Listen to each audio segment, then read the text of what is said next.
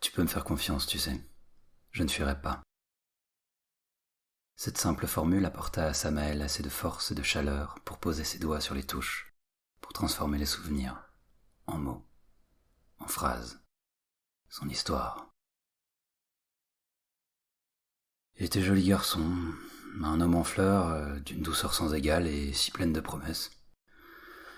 Il disait avoir 22 ans, comme moi alors. Sur les photos qu'il m'envoyait, floues, assez sombres. On pouvait tout imaginer. Il m'a fixé un rendez-vous, un soir, juste devant la plage sud de Trégastel. Là où les minuscules routes piétonnes sont toutes claires. Ça sentait la fleur des orangers que la mairie avait plantées dans ses immenses bacs de bois. Ça donnait un petit côté méditerranéen à la rue blanche et bleue. Mais moi, j'y suis allé avec l'insouciance aveugle des imbéciles, sans prévenir personne. Seul. Il faisait presque nuit, l'air était lourd de bruine, moite. C'est plutôt rare là-bas, contrairement à ce que les gens pensent de la Bretagne. J'aurais dû me méfier, mais à cet âge-là, on est invincible, pas vrai. Contre le mur piqueté de brun, ils étaient là, à m'attendre. Il, avec un S. Pas il tout seul. Il était là, lui aussi, ouais. Mais ses lèvres si douces laissaient voir des crocs. 3 sourires carnassiens. Comme des chiens énormes et enragés qui tirent sur leur laisse jusqu'à la rompre pour venir égorger le cabot d'en face. Et le cabot d'en face, c'était moi.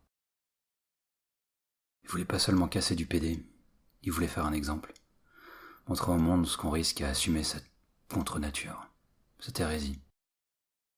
Il voulait éradiquer de la surface de la Terre ce qu'ils appelaient les gens comme ça. C'est quoi le « ça » des gens comme ça? Éclat dans la nuit, pendant une poignée de secondes, s'étirant en éternité, il n'y a pas assez d'horreur dans le monde pour m'emplir le cœur. Parce que je sais ce qu'ils tiennent dans leurs mains. Je connais ces lames qu'on trouve sur les marchés. Parce que je sais qu'il est inutile de courir. Ils sont 3. Ils m'encerclent comme des loups. Parce que je vois dans les yeux de la meute une lueur de folie. Silence. Le sol où ils me jettent est froid, sous mon dos. Ils déchirent ma veste, mon t-shirt, et les débris des vêtements qui me couvraient volent au vent. Je suis glacé. Où est l'air si doux et chaud de caramel et de sucre de ma Bretagne adorée? L'un d'eux pose son genou sur mon épaule droite, l'autre me tient les chevilles, et mon joli garçon en fleurs regarde avec un mauvais sourire. Alors comme ça je te plais? Tu me dégoûtes. Il rit. Je peux pas y croire. Ça n'arrive qu'aux autres, ça. Et soudain, je les sens. Ils écorchent mes sentiments. Ils incisent mes espérances. Ils écartèlent mes rêves. Ils me crachent au visage toutes les insultes qu'ils connaissent.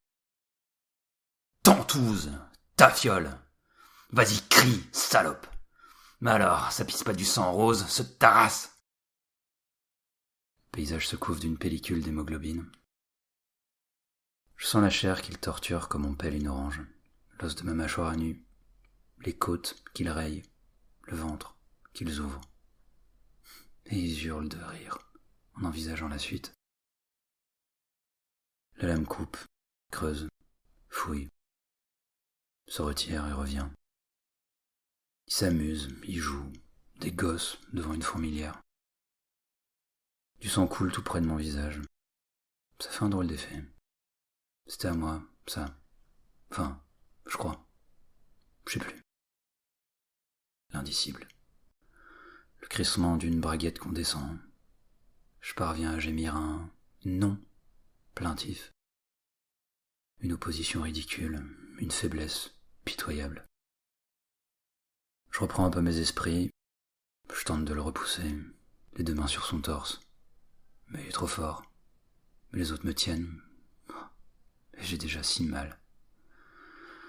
Ils m'attrapent les poignets et les écrasent violemment contre le bitume. J'entends mon épaule qui craque. Je vois mon bras qui forme un angle étrange avec le reste de mon corps. Ils forcent la barrière de mes jambes. Ils m'assiègent. Un cri silencieux, assourdissant, s'échappe de ma gorge, qui peut plus rien dire. La brûlure est insupportable.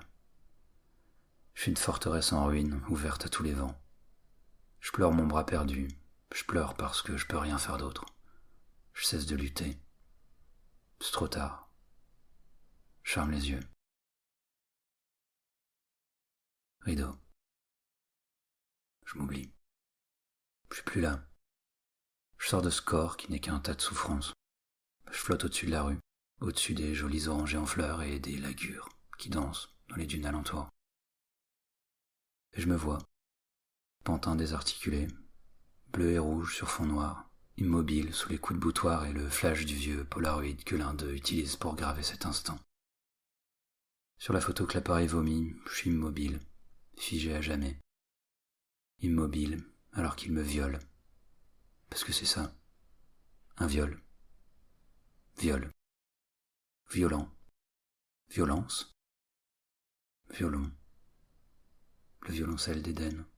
Mon premier vrai petit copain, qui gémissait toute la peine du monde dans sa chambre d'ado. Mon esprit se perd quelque part entre ici et les volutes de cigarettes dans les nuits de mes 15 ans, avec mon amoureux tout doux, qui m'embrassait, en rougissant. Tout pour échapper à la douleur. La souffrance est insoutenable, elle m'entraîne vers un silence profond, froid, où je me laisse couler. Je m'efface. Pendant un moment, juste un moment, je suis plus rien. Enfin. Ils m'ont abandonné là, au bord du monde, avachi comme un chien qui crève, tachant les pavés immaculés, la peau blanchie de sang, des illusions perdues partant dans le caniveau. Parfois dans mes cauchemars, j'y suis encore. Ce jour-là, un monstre est né sur mes ruines. Une gueule cassée, un corps en lambeaux, une moitié d'homme.